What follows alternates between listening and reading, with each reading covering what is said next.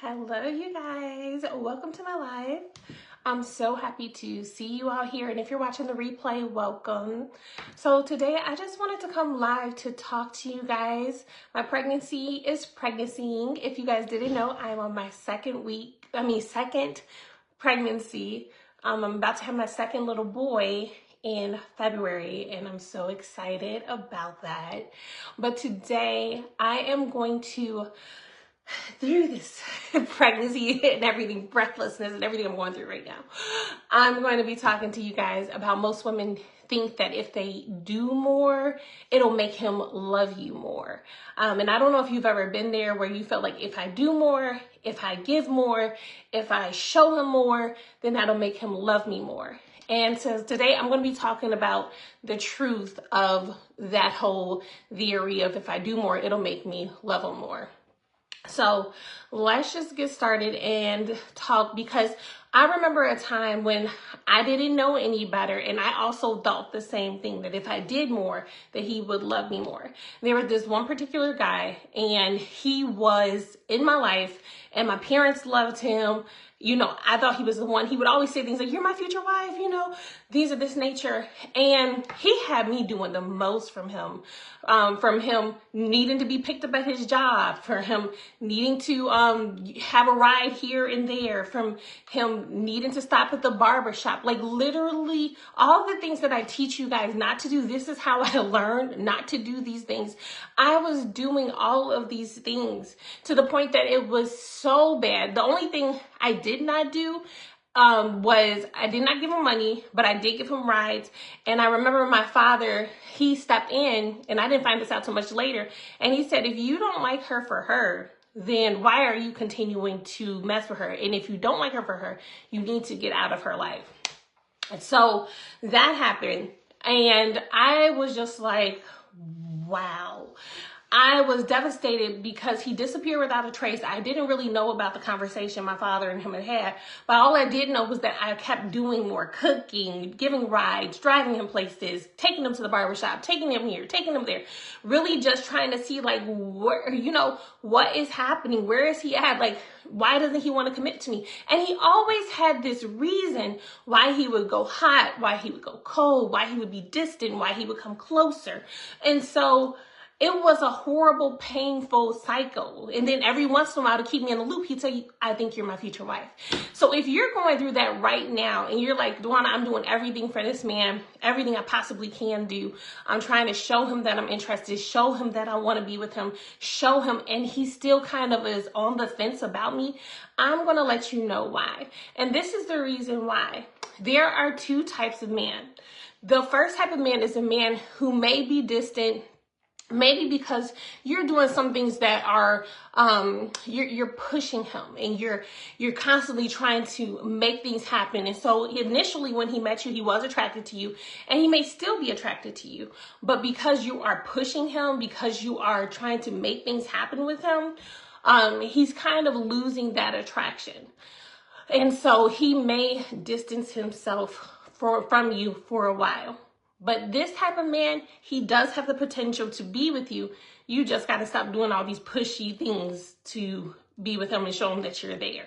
The second category of man is the man that I was dealing with. He never had the capacity to commit to me, but he would always keep me on the line. And so this is the type of man, ladies, that you have to be careful of. This man, he will keep you on the line. He will try to make you think that he will be committed to you. He will try to make you think that possibly things could work out between you and him. He'll give you text messages. He'll give you phone calls. He'll say, you know, maybe I see you as my wife. Things could work out. When the truth of the matter is that he does not have any intention of really making things work out with you. So he will take everything that you have to give. He'll take your meals. He'll take the sex. He'll take the car rides. He'll take whatever you have to give. He's going to take it all because you're continuing to be in the role of the pursuer and the role of the giver. And he's going to take everything that you have to give. But when it comes down to time to commit, he's always going to have an excuse. He's always going to have a reason. He's always going to have some sort of reason why things cannot work between you guys, why things are not going to work out, why things aren't going to pan out. he's going to have a reason. And so if you are in that situation where you're like, Dwana, I am in a situation where I'm giving, I'm doing, I'm showing up, I'm being patient with him, I'm showing him that I'm submissive, or, I'm just doing so much. My encouragement to you is to just stop. And I know it can be scary to stop because you're like, well, where does that leave me if I just stop? Where it leaves you at is that if he's the wrong man, eventually he's going to get tired and find a new person to play with and mess with. If he's the wrong man, he's going to leave you alone. But you won't continue to be in the cycle where you're continuing to do and give and hope and wish and pray. Because how many of you know that if it's the wrong man and if it's something that God has not ordained, it becomes draining after a while. It becomes draining. You lose your energy, you lose your passion, you lose your focus. You're not able to focus at work. I remember me, I was like crying at school. I was in college at the time, crying at school, crying to other people, just losing all types of focus and on your purpose. When that's time that God really wants to download things into you and for you to move forward in your life with the dreams and goals and that he has for you. Not just be obsessing over some man who's giving you halfway treatment, some man who's not really into you like that, some man who just wants to take advantage of whatever you're willing to give him, but he's not really willing to invest fully into you. Because here is the thing. If a man is really into you, he is going to be investing time, energy, money, all the things into you. Surprises, gifts, good treatment, all of those things he will be investing into you. If you're the one who you feel like I'm doing the most, I'm just doing all of this and he's still not investing, he barely texts me back, he barely calls me back, he barely takes me out on a date. In fact, he doesn't take me out on a date. If he does take me out on a date, it's like literal, like, here I am, hey, come to my house for a date. That's not really treatment that says that he is looking at you as a serious prospect to be a wife. And so as a woman who knows her worth, you have to be willing to say, you know what, if he doesn't see the worth and the value that I have, then maybe it's time for me to move on. Not maybe, like from me to you, from my heart to yours, it's time to move on so that you can get the best treatment possible from a man who really is going to love you and really is going to adore you. And I know that can be painful. I remember after that, I was in college at the time of that guy that I told you that story about. I must have stayed crying on him for maybe and this is what I don't want you to do, mistakes. I must have stayed crying about how much I had invested into the relationship, probably about maybe a year after that or 2 years after that. And then I remember one day randomly running into him at the mall. And again, he wanted my number. And again, he wanted to come back into my life so that he could get on the hamster wheel. But thank God, the sense in my head said, you know what? No, I'm not about to get back on this hamster wheel. And I asked him, I said, what is the purpose of you coming back into my life right now? And he had no answer. And I'm like, what is the purpose? And he never had an answer. And so that was the last phone call from him. And I'm so grateful that I was able to release it, because how many of you know that if you can release the wrong thing, that God can bless you with the right thing?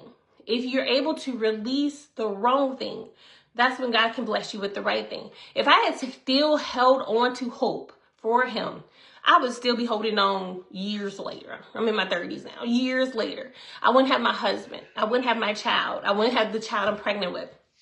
So you have to know how to release and to let go, how to release, to let go, and to say, you know what, if this isn't working, no amount of me being on the hamster wheel, no amount of me trying to fix this, no amount of me trying to give more and do more and serve more and show him more and audition more for him is going to make him want me.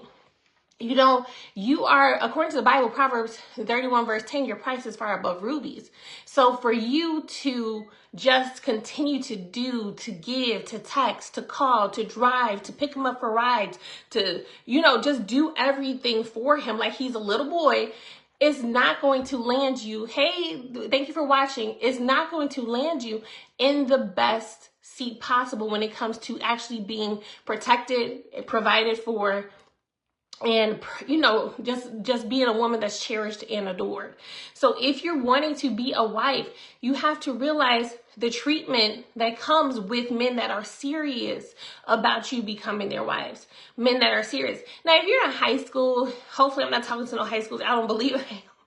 And he's not able to take you out per se, or maybe you guys meet up at your parents' house, that's different. But if you're 30s, 40s, he should be treating you and planning and prioritizing you and taking you out and showing you a good time and doing these things. You don't know how many women I've talked to, they've never had real dates. And how many women I've talked to, they've never been out on a real date. The only thing they've done is do Netflix and chill or go to his house or things of that nature. And they've never been treated to a man who plans, prioritizes, says, I'm going to pick you up at a certain time. I'm going to take you out. I'm going to make sure you get home safely. They've never experienced that. And that is the type of treatment, and that is what I want you to experience as a woman. That's what my husband did for me. He continuously prioritized me and our relationship from the first time. So we had interactions before, but I never really knew him just on the dating apps, because we did meet on the dating apps.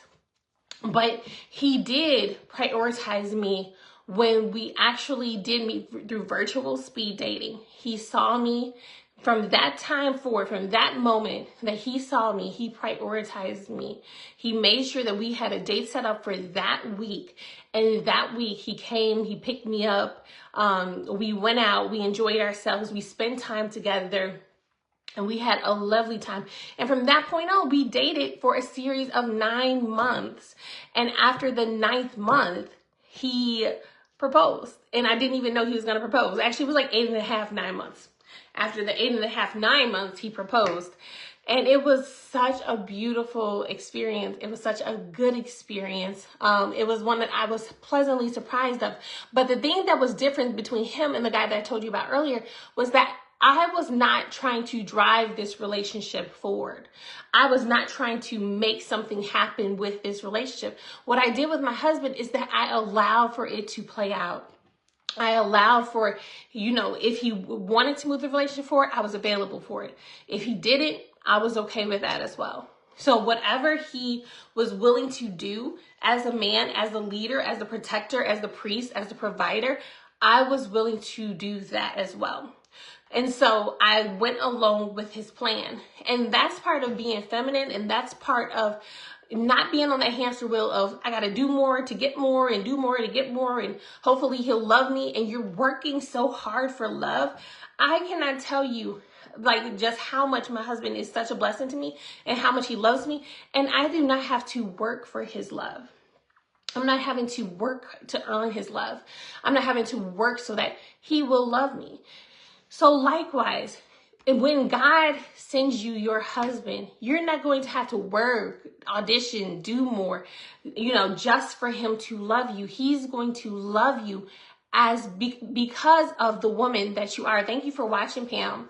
He's going to love you because of the woman that you are. He's going to love you because of who God's created you to be. Not just for what you do, not just for what you can give, not because you're great in bed, not because, you're just a great cook, not because just of all these things. No, the husband that God has for you is going to love you for who you are, who you're being, not just because you're just keep doing, and wearing yourself out and you're exhausted. And here's the other thing. When you start off on this hamster wheel of, I got to keep doing more and give more and all this stuff, you're going to exhaust yourself. You're going to wear yourself out, and you're going to have to keep that up once you get married. If you want babies, once you have the babies, he's going to always expect you to keep doing things like that.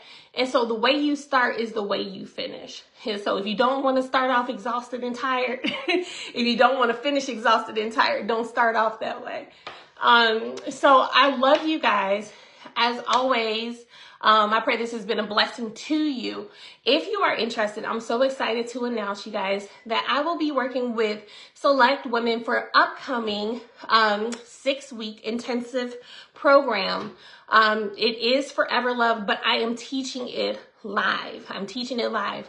Now, previously, when women have been invested in Forever Love, I have not done this live in a couple of years, but I'm going to be going live with you guys, teaching you week by week how to date and go from single to married.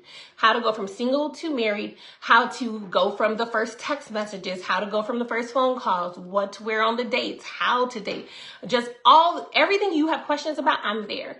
And then if you have a live question as well, I'm going to be there. So we're going to be working together during the holiday season to get you started off on dating, to get you started mingling and meeting different types of guys and filtering out who could be your one, who could be the one. And here's what I believe. Faith without works is dead. So if you believe that potentially God has a husband for you, let's meet God with some works over here. Let's begin to date. And so November 25th, and we're going to go all the way to the end of the year, and we are going to start you out with dating. Okay, I'm going to take you through my whole curriculum. You're going to start off with dating. I'm going to give you the places to position yourself. I'm going to teach you the text messages and the words and everything, the scripting, everything. I'm going to teach you all of that, and you're going to get me live. So if you're interested in that, go ahead and book a call with me at the link in my bio. If you're like, Delana, yes, I'm ready to go from single to wife. I don't want to enter 2025 the same way that I entered 2024. I'm ready to do something different. If you're ready to do something different, if you're like, you know what, I'm ready for a change, this is your moment. Do not let this moment pass you by. Now, like I said, I've not done this live in years. I'm going to be having my baby in February, possibly January. I don't know when I'm going to do this live again. So if you don't want to miss this, because I'm still going to have my program, but if you don't want to miss the live component, you don't want to miss out, go ahead, click the link in the bio. We will have, not bio, click the link that I posted above. We'll have a quick chat and see if we're a good fit to work together. I'll let you know of the investment and everything that it costs. And then we will, from there, we're going to work together, and we get started November the 25th, which I'm so excited. It's going to be like this, but we're going to be in a Zoom setting. So you'll get to ask questions. You'll get to have answers. And you will really get to talk to me and really pick my brain in a setting with other women who are just as serious about moving forward with dating and moving forward and being a future wife and things of that nature. So if that sounds good to you, you can go ahead and book a call. And I look forward to talking more with you, especially during this holiday season. I know how painful it could be when it's another holiday season. You really don't have any hope. You're kind of spinning your wheels, you're stumbling around, you're like, when is he coming? Am I doing the right things? Am I making mistakes? I know that you're kind of like, okay, hey, Destiny. I know that you're wondering like, okay, is this holiday season going to be the same? It doesn't have to be. So if you want to work with me, go ahead and click the link, schedule a call, and I can't wait to chat with you. I pray that this has been a blessing to you, and I will be talking to you guys soon. Bye.